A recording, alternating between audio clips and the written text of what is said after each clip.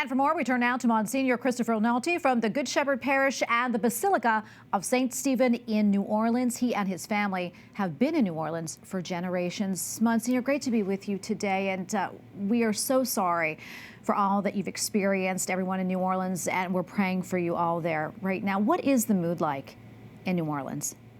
You know, I think the mood on Wednesday, right after it happened, was a real tremendous amount of shock.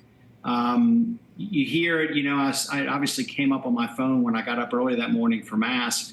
And then there was a sense of nervousness in the city that this wasn't the only thing that was going to happen. So there's a real sense of shock on Wednesday. Fortunately for us, for many people in the world, Wednesday was just, the New Year's Day. For us, it was the Solemnity of Mary, Mother of God. So I started the day with 2 Masses. We didn't know the whole picture of anything, but obviously we prayed for all of those victims and the families and the consolation of the families of the victims. And then the rest of the day was kind of crazy because you're hearing all kinds of things on the news. I have 2 friends who are in law enforcement. One is ex-military and one is an expert on terrorism.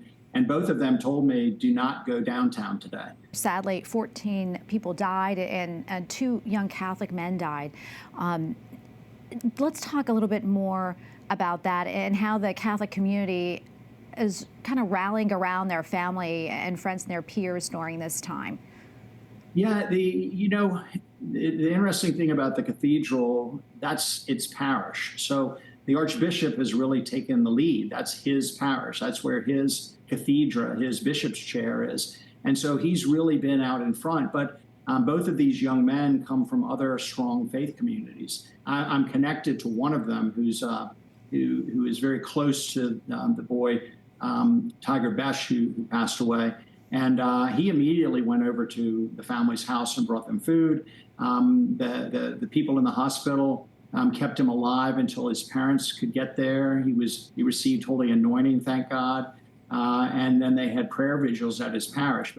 And Monsignor, talk to us about that, how important our Catholic faith is during times like this, when you really can't make sense of senseless acts like this. No, and New Orleans is still in so many ways a very Catholic place.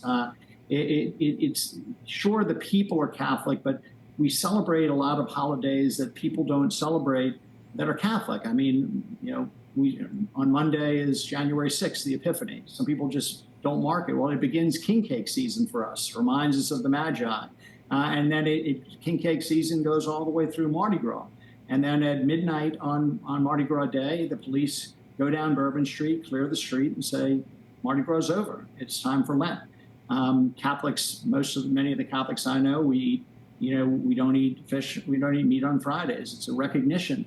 But the Catholic Church is strongest in each of the individual parishes. We have a great presbyterate in New Orleans, great, wonderful holy priests, and amazing lay volunteers who work to serve. And it's in service that they encounter Jesus and the poor, but they're also providing light to those people who are being served, the homeless. And three times a month, my parish goes and serves food to the poor.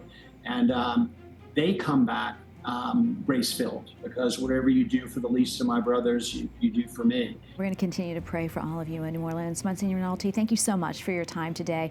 God bless you. Bless you.